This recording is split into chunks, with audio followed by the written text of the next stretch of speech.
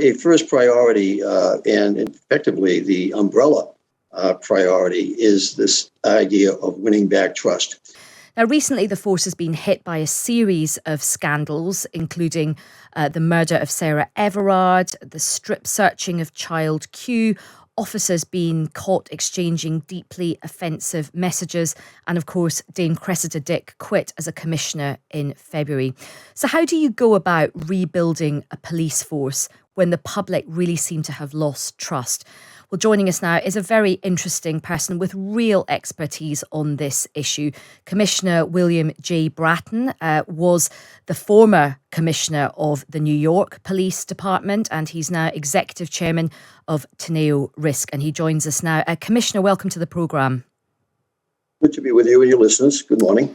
Thank you very much. Actually, good afternoon, your time. Yeah, good afternoon, our time. The Metropolitan Police seems to be in a real mess right now. It's an issue which people across London are talking about. They're talking about a lack of trust in the Metropolitan Police, right from the leadership all the way down. What do you think the Metropolitan Police can do to try and turn things around?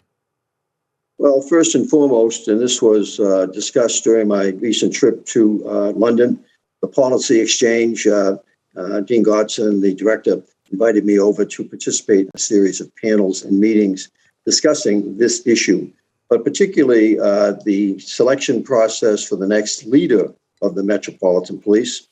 And that, I think, is going to be the most critical element to move the Metropolitan Police forward, to get out of the mess that they are in. And they are a mess. But the first thing you're going to need to do is select that next leader. You've not had much luck over the last 20 or 30 years that selecting leaders for Metropolitan Police. And so this selection is probably one of the most critical that the Home Office, the Home Secretary, and the Mayor are going to make during their times in office. It begins at the top with leadership, with vision. The good news for you is that while it might seem this is the worst of times, it can also be the best of times, because out of crises comes so many challenges, and with those many challenges comes the opportunity to correct them quickly, correct them so that they are long-lasting, and effectively do a comprehensive top-to-bottom CAT scan examination of the Metropolitan Police, what works, what doesn't work, and keep and expand on what works and get rid of as fast as you can what is not working. Right now, a lot is not working. I think lots of my listeners will absolutely agree with your analysis of the Metropolitan Police. And as you say, the choice of leadership has not been glowing over recent times. What are the qualities that you think the next leader of the Metropolitan Police needs to have? Those are quite clear. That leader, whoever that is, and I guess the process is down to two candidates at the moment, at least two candidates who are being widely speculated about. But even the process, it's taken so long. The fact that there were so few applicants for what is the most significant police leadership position in the democratic world. It's not just in your country, but basically in all of the countries that basically describe themselves as democracies. Metropolitan Police has and will remain the most significant and challenging police leadership role. I would argue, next to your prime minister, the issues and difficulties facing the next leader of the Met, the second most difficult job in your country. But he's going to need, he or she, but it looks like it might be a he based on the rumors, that they're going to have vision. They're going to have optimism. Going to have communication skills and capabilities. They're going to have to be able to deal openly in a transparent manner with your media, with the public, and almost as importantly, maybe most importantly, with the men and women of the Metropolitan Police Service, who right now feel, the majority of them, that they've been maligned, that they've been tainted and painted with a very broad brush. There's no denying that there are too many in the Met that should not be there, but the reality is that the vast majority are serving the constituencies well. But they have not been well led, they have not been well funded, they have not been well resourced, and they have not been well supported. So this leader is going to have to re-engineer from top to bottom the Metropolitan Police Service in your country. He's going to have an extraordinary collaborative capability because it's going to have to collaborate with so many entities. The reason for my being invited by the Policy Exchange to attend these seminars was the success that I have had in Los Angeles, twice in New York, and in Boston. My CBE from the Queen was given to me because of my efforts to increase collaboration between the British police services and those in my country. Right. We can learn a lot from each other, and we have learned a lot from each other. And in terms of, the name, can you tell us who the names are swirling around in terms of the contenders? That I cannot. That in terms of neither of them are known to me. I have not met them, but they were they've been speculated about in your media during my time over there. And I understand that selection process is finally coming to a close. The faster, the better. You've been working with an interim commissioner. That never works well when you have an interim because everybody's waiting to see who the real leader is going to be. So everything just stays in place or deteriorates. And Commissioner, you mentioned a well-funded police and a well-resourced police. The Metropolitan Police has seen, a significant number of police staff jobs cut between 2012 and 2016. I think the figure is around about 3,000. How important is it to get staff numbers up again? They've been trying to get the numbers up. Your mayor has a plan to increase significantly the size of the Metropolitan Police.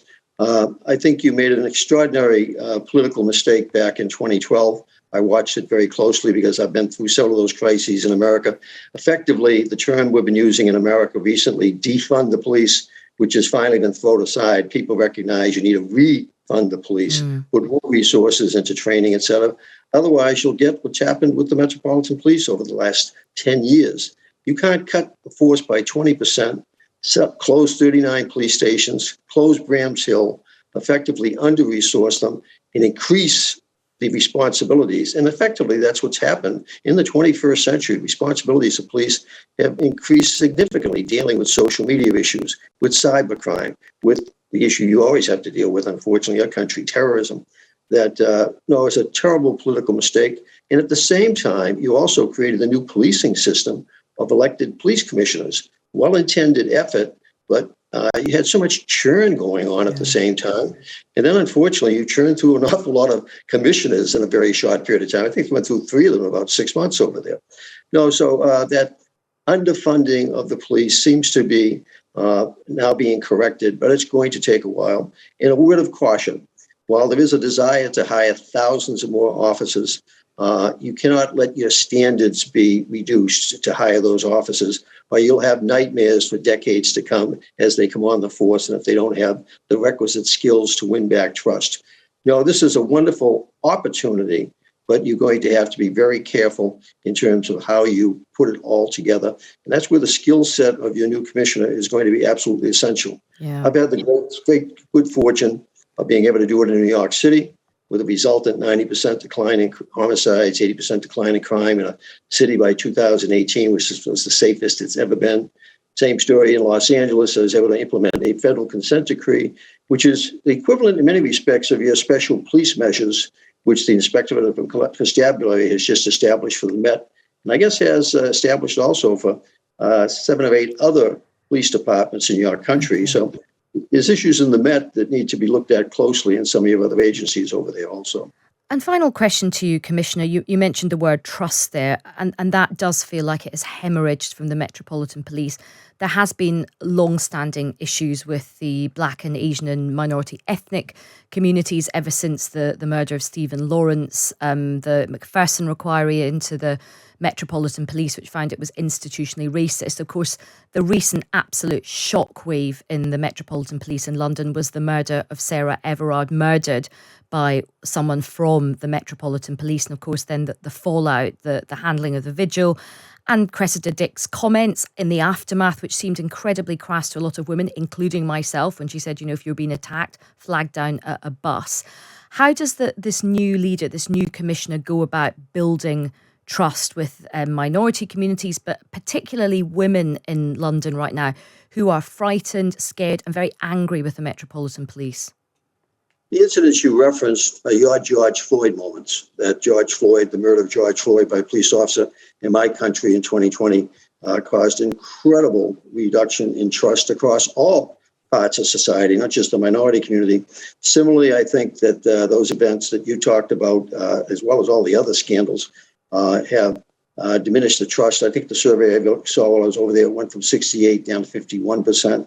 Those numbers are probably even worse in minority communities.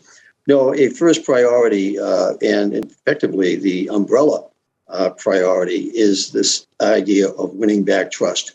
It can be done. I led the LAPD for 7 years, implemented the largest federal consent decree in the history of our country, equivalent to your special police measures. And at the end of that period of time, that the trust level in all the communities of Los Angeles was back into the 70 and 80% level, including in the 60s to 70% in the city's black population, where the LAPD for 50 years had been at war with that population. It can be done. There's lessons to be learned from successes in America, successes in your own country. And so that new police leader, one of the first things he and his team need to do is scan effectively what has worked elsewhere that can then be migrated to the Metropolitan Police. And the good news is there's a lot working in other places that, in fact, can migrate to the Metropolitan Police. Okay, well, listen, Commissioner Bratton, has been fascinating speaking with you. Thank you so much for your time.